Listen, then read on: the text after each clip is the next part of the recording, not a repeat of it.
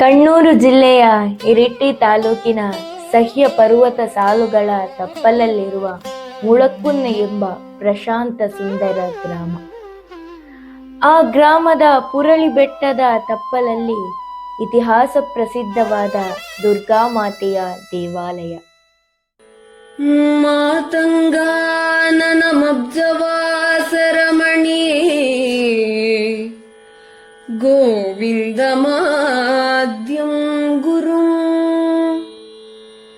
ವ್ಯಾಸಂ ಪಾಣಿನಿ ಗರ್ಗನಾರದ ಕಣಾದಾದ್ಯಾಂ ಮುನೀಂದ್ರಾಂಬುಧಾನ್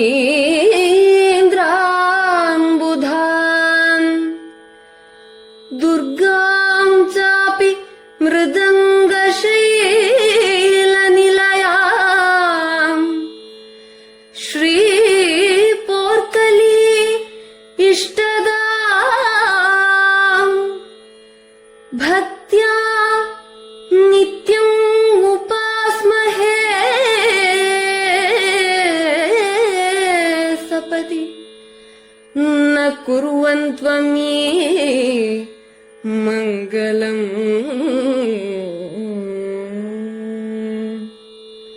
ಮಂಗಲಂ.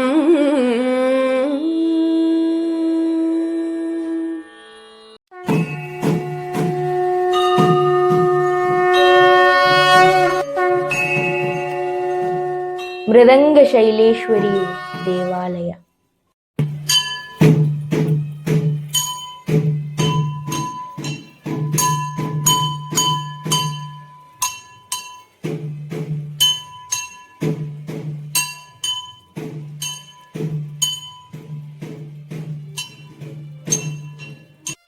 ಸುಮಾರು 10-12 ವರ್ಷಗಳ ಹಿಂದಿನವರೆಗೆ ಭಕ್ತಾದಿಗಳಿಂದಲೂ ಊರವರಿಂದಲೂ ಕಡೆಗಣಿಸಲ್ಪಟ್ಟ ಒಂದು ಪುಣ್ಯ ಕ್ಷೇತ್ರವಾಗಿತ್ತು ಇದು. 1980ರ ದಶಕದಲ್ಲಿ ಈ ದೇವಾಲಯದ ಪ್ರತಿಷ್ಠೆ ಇರುವ ಕೋಟಿಗಟ್ಟಲೆ ಬೆಲೆ ಬಾಳುವ ಪಂಚಲೋಹ ವಿಗ್ರಹವನ್ನ ಕಳ್ಳರು ಹಲವು ಬಾರಿ ಅಪಹರಿಸಲು ಪ್ರಯತ್ನಿಸುತ್ತಾರೆ. ದೇವಾಲಯದಲ್ಲಿ ಕಾವಲುಗಾರರಾಗಿರ್ಲಿ, ಅಕ್ಕಪಕ್ಕ ಮನೆ ಆಗಿರ್ಲಿ ಇಲ್ಲದ ಆ ಕಾಲದಲ್ಲಿ 3-4 ಬಾರಿ ಕಳ್ಳರಿಂದ ಈ ಅಪಹರಣ ಪ್ರಯತ್ನ ನಡೆಯುತ್ತದೆ. ಆಶ್ಚರ್ಯದ ಸಂಗತಿ ಅಂದ್ರೆ ಆ ಸಂದರ್ಭಗಳಲ್ಲೆಲ್ಲ ಆ ವಿಗ್ರಹದ ಅಪಾರ ದೈವಿಕ ಚೈತನ್ಯ ಕಳ್ಳರನ್ನ ದಿಕ್ಕು ತಪ್ಪಿಸುತ್ತದೆ. ಯಾವ ದಿಕ್ಕಿಗೆ ಚಲಿಸಬೇಕು ಎಂದು ಗೋಚರವಾಗದೆ ಮತಿಭ್ರಮೆ ಉಂಟಾಗಿ ಅವರು ವಿಗ್ರಹವನ್ನ ತ್ಯಜಿಸಿ ಪರಾರಿಯಾಗುತ್ತಿದ್ದರು. ತಮ್ಮ ಸ್ವಂತ ಶರೀರದ ಮೇಲಿನ ಪಂಚೇಂದ್ರಿಯಗಳ ಮೇಲಿನ ಹತೋಟಿ ಕೂಡ ತಪ್ಪಿ ಕಳ್ಳರಿಗೆ ಮಲಮೂತ್ರ ವಿಸರ್ಜನೆಯಾದ ಸಂದರ್ಭಗಳು ಇವೆ. ಒಂದು ಬಾರಿಯಂತೂ ಕಳ್ಳರ ತಂಡ ತಮ್ಮ ಈ ಅನುಭವವನ್ನ ಚೀಟಿಯಲ್ಲಿ ಬರೆದು ವಿಗ್ರಹದ ಜೊತೆ ಲಾಡ್ಜ್ ರೂಮಿನಲ್ಲಿ ಬಿಟ್ಟು ಪರಾರಿಯಾಗಿದ್ದರು. ಇನ್ನೊಂದು ಬಾರಿ ವಿಗ್ರಹವನ್ನ ತ್ಯಜಿಸಿ ಪರಾರಿಯಾಗುವ ವೇಳೆ ಕಳ್ಳರೇ ಫೋನ್ ಮಾಡಿ ವಿಗ್ರಹವನ್ನ ಬಿಟ್ಟ ಸ್ಥಳ ಪೊಲೀಸರಿಗೆ ತಿಳಿಸಿದ್ದರು. ದೈವ ನಿಯೋಗವು ಎಂಬಂತೆ ಆ ಕಾಲಕ್ಕೆ ಸ್ವತಃ ಕಣ್ಣೂರು ಜಿಲ್ಲೆಯ SP ಆಗಿದ್ದ, ಮುಂದೆ ಕೇರಳ ಪೊಲೀಸ್ ಸೇನೆಯಲ್ಲಿ DGP ಆಗಿ ನಿವೃತ್ತಿ ಹೊಂದಿದ್ದ ಶ್ರೀ ಅಲೆಕ್ಸಾಂಡರ್ ಜೇಕಬ್ ಅವರೇ ಖುದ್ದು ದೇವಿಯ ಈ ಅಪಾರ ಶಕ್ತಿಯನ್ನ ತಮ್ಮ ಅನುಭವವನ್ನ 8-10 ವರ್ಷಗಳ ಹಿಂದೆ ಟಿವಿ ಚಾನೆಲ್ ಒಂದಕ್ಕೆ ನೀಡಿದ್ದ ಸಂದರ್ಶನದಲ್ಲಿ ಲೋಕದ ಮುಂದೆ ತೆರೆದಿಡುತ್ತಾರೆ. ಅವರ ಈ ಮಾತುಗಳನ್ನ ಜಗತ್ತಿನಾದ್ಯಂತ ಜನ ಆಲಿಸಿದರು. ಮೃದಂಗ ಶೈಲೇಶ್ವರಿ ದೇವಾಲಯ ಮತ್ತೆ ವಿಖ್ಯಾತವಾಯಿತು. ಊರ ಪರವೂರ ಜನ ಆದಿ ಪರಾಶಕ್ತಿಯ ಅನುಗ್ರಹವನ್ನು ಅರಸುತ್ತಾ ಮೃದಂಗ ಶೈಲೇಶ್ವರಿ ದೇವಾಲಯಕ್ಕೆ ಹರಿದು ಬರತೊಡಗಿದರು.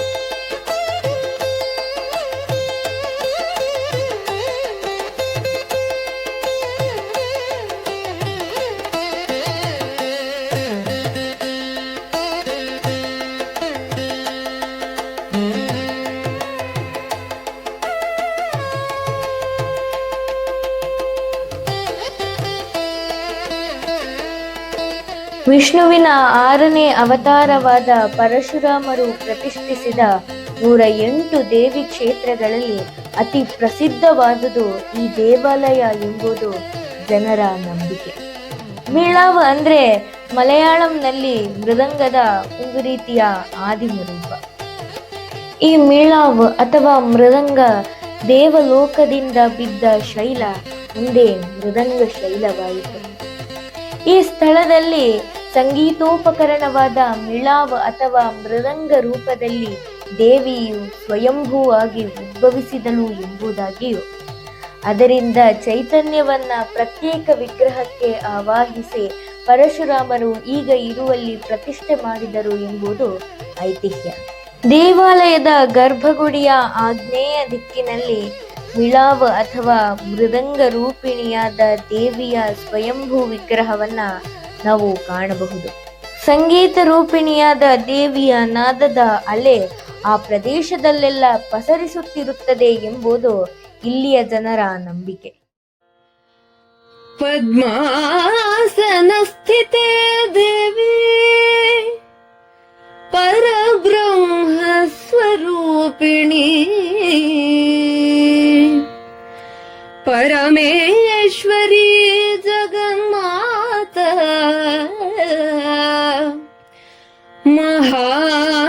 ಮಹಾಲಕ್ಷ್ಮಿ ನಮೋಸ್ತುತೇ.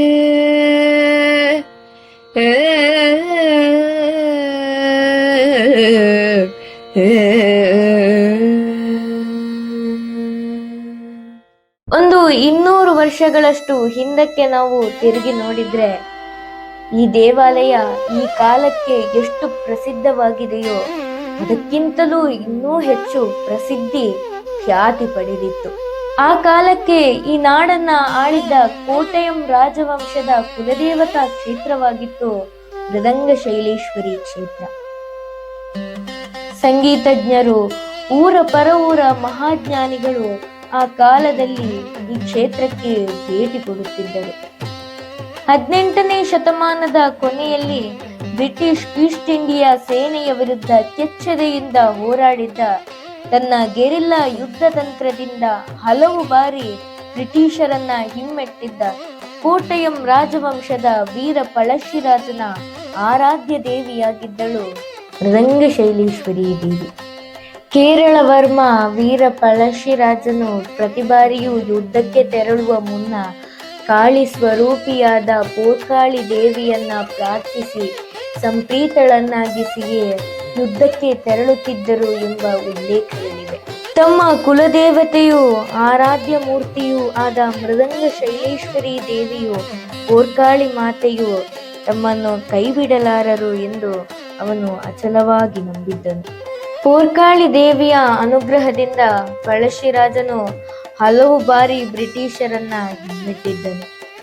ಆದರೆ ರಾಜಕುಟುಂಬದ ಅವನ ಪರಿವಾರದಿಂದಲೇ ವಂಚನೆ ಹಾಗೂ ದ್ರೋಹದಿಂದಾಗಿ ಮುಂದೆ ಅವನು ಬ್ರಿಟಿಷರೊಂದಿಗೆ ಸೋಲುತ್ತಾನೆ. ಕೋಟಯಂ ರಾಜವಂಶದ ಪತನ ಹಾಗೂ ಬ್ರಿಟಿಷರ ಆಳ್ವಿಕೆ ಆರಂಭವಾದ ಮೇಲೆ ಈ ದೇವಾಲಯದ ವೈಭವ ಕಡಿಮೆಯಾಗ್ತಾ ಹೋಯಿತು ಎಂದು ಚರಿತ್ರೆ ಹೇಳುತ್ತದೆ.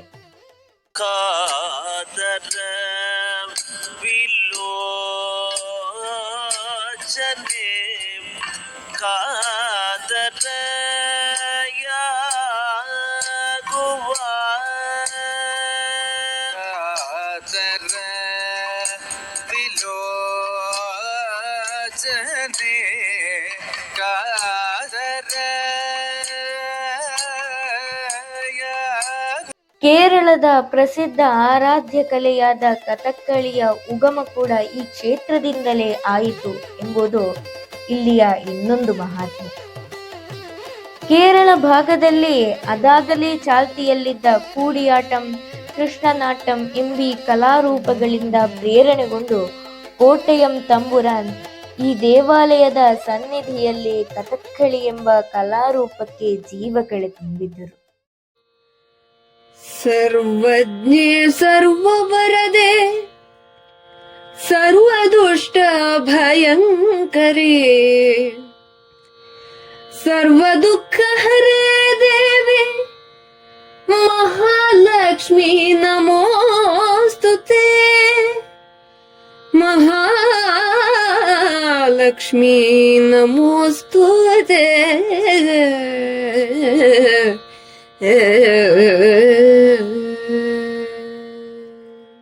ಮೃದಂಗ ಶೈಲೇಶ್ವರಿ ದೇವಿ, ವಿದ್ಯಾದಿದೇವಿ ಸರಸ್ವತಿಯಾಗಿ, ಸಂಪತ್ತು ಐಶ್ವರ್ಯಗಳ ಅಧಿಕೆ ಲಕ್ಷ್ಮಿಯಾಗಿ, ಶಕ್ತಿ ಸಂಹಾರ ಸ್ವರೂಪಿಣಿ ಕಾಳಿಯಾಗಿ, ಹೀಗೆ ನಾವು ಯಾವ ಭಾವದಲ್ಲಿ ಪ್ರಾರ್ಥಿಸುತ್ತೇವೋ ಆ ಭಾವದಲ್ಲಿ ನಮ್ಮನ್ನು ಹರಸಿ ಅನುಗ್ರಹಿಸುತ್ತಾಳೆ ಎಂಬುದು ಇಲ್ಲಿಯ ವೈಶಿಷ್ಟ್ಯ. ಆದ್ದರಿಂದಲೇ ಕಲಾವಿದರಿರಬಹುದು, ವಿದ್ಯಾರ್ಥಿಗಳಿರಬಹುದು, ಶಿಕ್ಷಕರಿರಬಹುದು, ವ್ಯಾಪಾರಸ್ಥರು, ವೈದ್ಯರು, ಇಂಜಿನಿಯರ್ಗಳು, ಹೀಗೆ ಸಮಾಜದ ನಾನಾ ಮಜಲಿನಲ್ಲಿರುವ ಜನ ಊರ ಪರವೂರಿನಿಂದ ಮೃದಂಗ ಶೈಲೇಶ್ವರಿ ದೇವಿಯ ಸನ್ನಿಧಿಗೆ ಬಂದು ಕ್ಷಿಪ್ರ ಪ್ರಸಾದೆಯಾದ ದೇವಿಯ ಅನುಗ್ರಹವನ್ನು ಪಡೆದು ಕೃತಾರ್ಥರಾಗುತ್ತಾರೆ. ಇಲ್ಲಿನ ವಿಶೇಷ ಸೇವೆಯಾದ ತುಪ್ಪ ದೀಪ ಹಚ್ಚಿ ದೇವಿಯ ಮುಂದೆ ಶರಣಾಗತನಾಗಿ ಭಕ್ತಿಯಿಂದ ಪ್ರಾರ್ಥಿಸಿದರೆ ತಮ್ಮ ತಮ್ಮ ಇಷ್ಟಾರ್ಥ ಕಾಮನೆಗಳೆಲ್ಲವೂ ಈಡೇರುತ್ತದೆ ಎಂಬುದು ನಂಬಿಕೆ. ಅದುವೇ ವಾಸ್ತವ ಕೂಡ. ದೇವಾಲಯದ ಮೂಲಭೂತ ಸೌಕರ್ಯಗಳ ಅಭಿವೃದ್ಧಿ, ಕ್ಷೇತ್ರಾಂಗಣಕ್ಕೆ ಮೇಲ್ಛಾವಣಿ ಹಾಗೂ ದೇವಾಲಯದ ಗೆಸ್ಟ್ ಹೌಸ್ ನಿರ್ಮಾಣದ ಕಾರ್ಯಗಳು ಭರದಿಂದ ಸಾಗುತ್ತಿವೆ. ನೀವು ಸಂಗೀತ ನೃತ್ಯಾದಿ ಕಲೆಗಳನ್ನು ಉಪಾಸನೆ ಮಾಡುವವರಾದರೆ ಖಂಡಿತವಾಗಿಯೂ ಜೀವನದಲ್ಲಿ ಒಮ್ಮೆಯಾದರೂ ಈ ದೇವಾಲಯಕ್ಕೆ ಬರಬೇಕು. ದುರ್ಗಾದೇವಿಯ ದರ್ಶನ ಮಾಡಿ ಅನುಗ್ರಹವನ್ನು ಪಡೆದು ಕೃತಾರ್ಥರಾಗಬೇಕು ಎಂಬುದು ನನ್ನ ಅನಿಸಿಕೆ. ಬೆಳಗ್ಗಿನ ಜಾವ 5 ಗಂಟೆಯಿಂದ ಮಧ್ಯಾಹ್ನ 1 ಗಂಟೆಯ ತನಕ, ಸಂಜೆ 5 ಗಂಟೆಯಿಂದ 8 ಗಂಟೆಯ ತನಕ ದೇವಿಯ ದರ್ಶನ ಸಮಯ.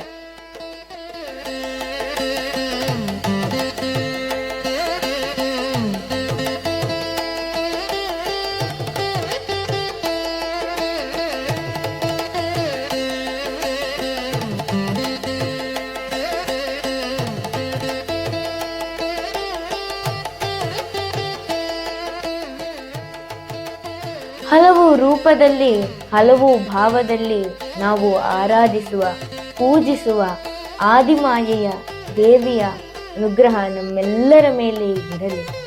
ಸರ್ವೇ ಜನಾಃ ಸುಖಿನೋ ಭವಂತು ಎಂದು ಪ್ರಾರ್ಥಿಸುತ್ತಾ ಎಲ್ಲರಿಗೂ ನವರಾತ್ರಿ ಹಬ್ಬದ ಶುಭಾಶಯಗಳನ್ನು ಹೇಳುತ್ತಾ,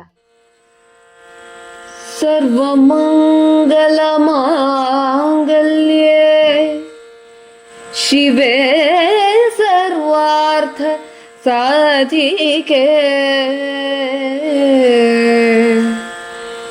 ಶರಣ್ಯೇ ತ್ರ್ಯಂಬಕೆ